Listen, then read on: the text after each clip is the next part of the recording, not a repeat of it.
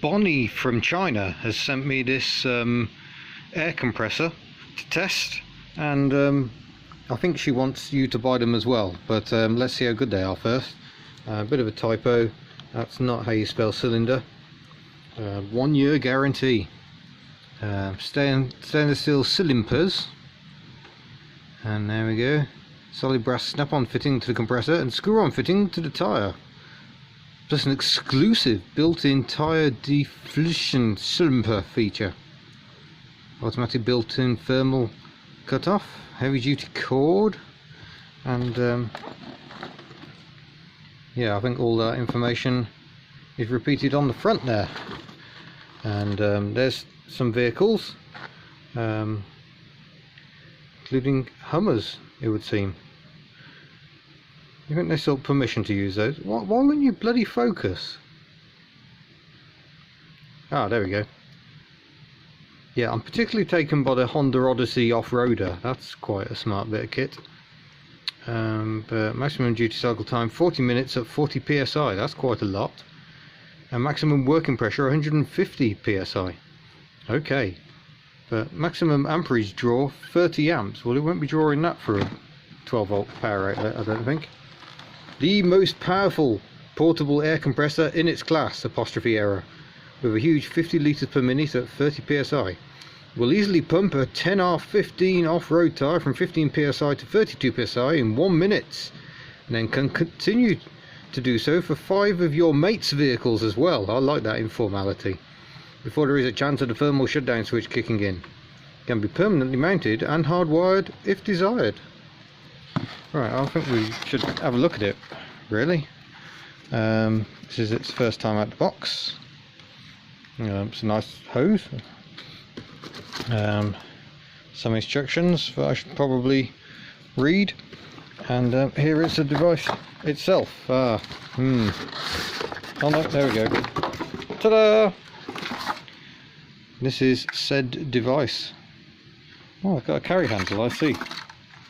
Okay, and they're the twin cylinders, I'm guessing.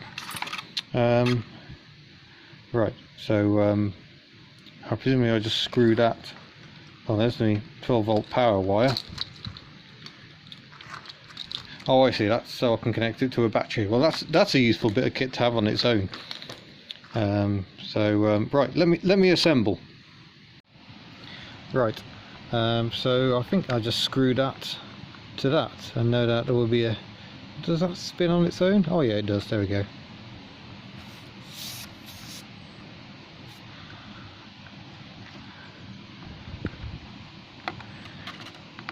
And there we go, the gauge. It's still got its protective film on it. It's that fresh out of the box. Reckons 25 psi, and it should have 30. So I'm just going to go and get another temperature gauge, tyre pressure gauge, and we'll see how that compares. Right, actual tyre pressure gauge. See what it reckons. That reckons 26.5. So yeah, the gauge is about as accurate as they usually are on these things then. There we go. 26.5 is what it reckons. So either way, it needs some juice. So let's see if we can get this thing powered up. There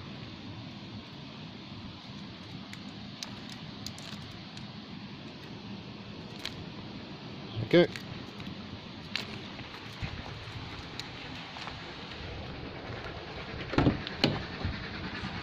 These wires do like to get in a tangle, don't they? And this tyre pressure check is temporarily invaded. Look how green Wales is. Oh, steam train.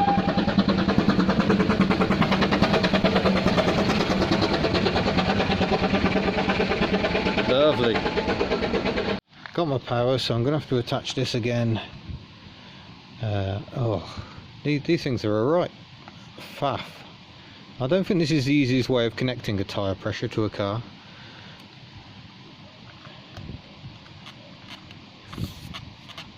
I mean, it's good because you get a nice, good seal. So, right, do I just turn it on with that button? Oh, there we go. Well, as these things go, that's not a bad noise. That's not terrible. So the gauge going up. It's a little bit vague though, isn't it? I mean, I'd prefer more indication of what pressure I'm at there. So each one of those is 5 psi. So knowing it's under reading, I'm going to go over a little bit more. That's now getting on for 35 psi. Can't hear any leak back through it, so that's good. We'll lose a bit of air as we disconnect. And did I guess correctly? No, that's too much. And now it's raining.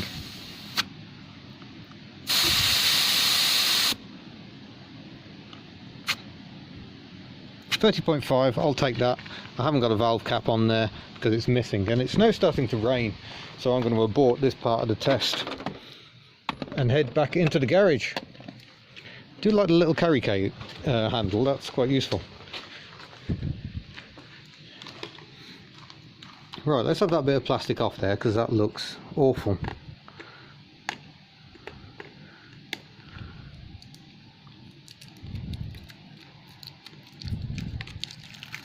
There we go. I'll just risk scratching the thing. So we've got a torch. Oh, I see, there's another light on that side. So presumably if I had that wide up, that would light the torch up.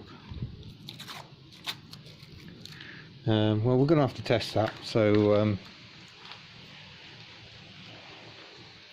I know, let's test the connector bit on Tuck's battery. Right, so Tuck does not have a 12 volt power outlet. Well, she does, but they're USB.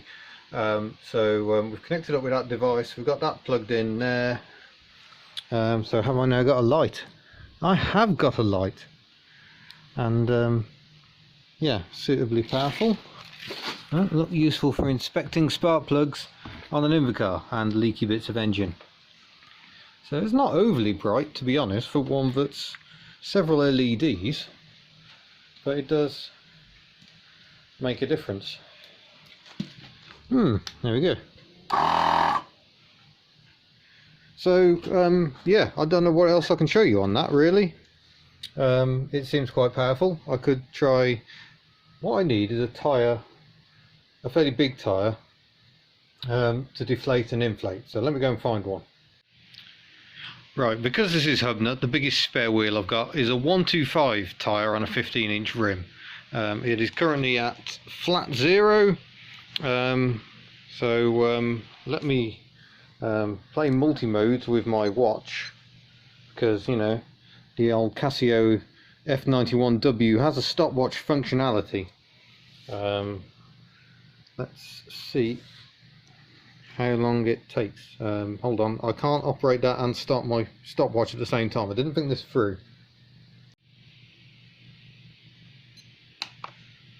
Oh, well, we've got no power. That's why we've got no power. It's this connector. There we go. Needs a bit of fiddling, fettling in the right place.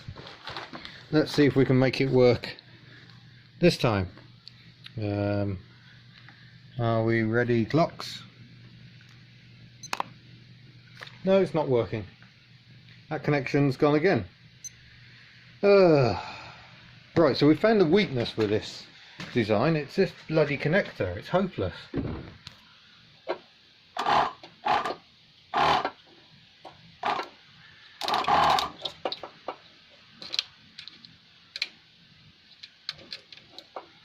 Let's have that bolt off there.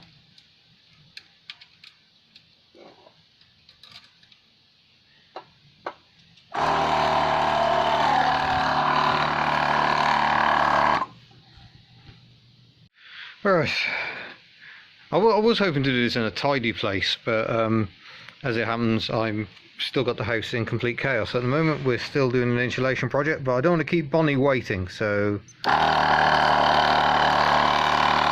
how long we take to get to 30 psi.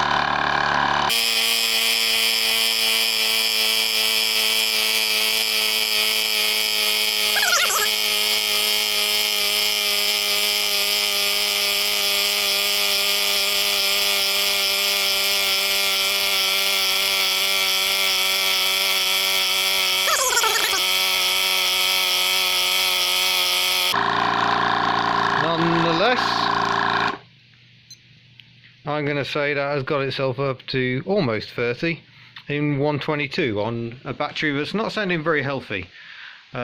Just occurred to me that Tug's battery is actually not charging very well. Worst test ever! Right, so I've got it plugged into the Matiz through the 12 volt power outlet, or cigarette lighter if you will. Let's try flicking it on if I can.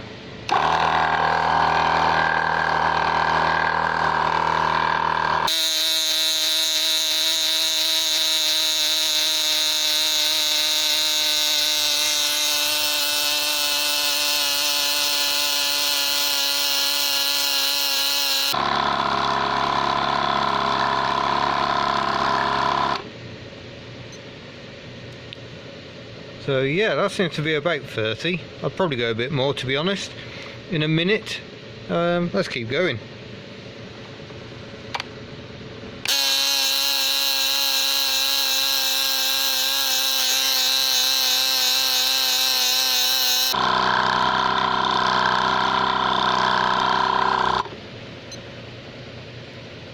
That's not bad, that's 40 psi. I would say that's not a bad speed. You certainly wouldn't mind that if you needed to get your flat tyre all pumped up, would you? So, well done, little Audew air compressor. That's not bad at all. Right, we should deflate this tyre again, because 40 psi is a scary amount in an old tyre.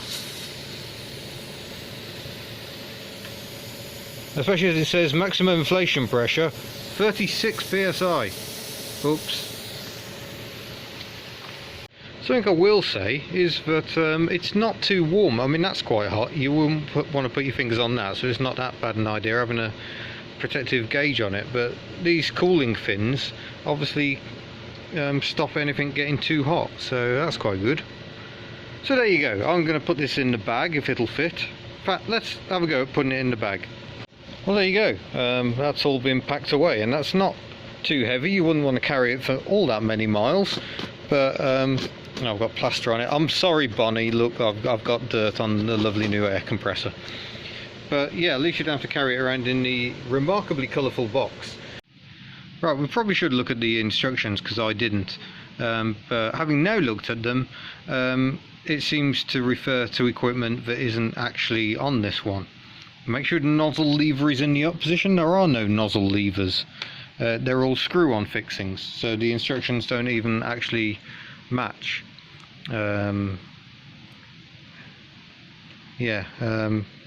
Sometimes when the tyre is completely deflated, the seal between the tyre and the rim can be broken. This is true. For spots balls, the needles should be moistened before inserting into the ball valve. It claims to be able to inflate sports gear, but we haven't got anything suitable for that. It hasn't come with any items, so I can't inflate my balls.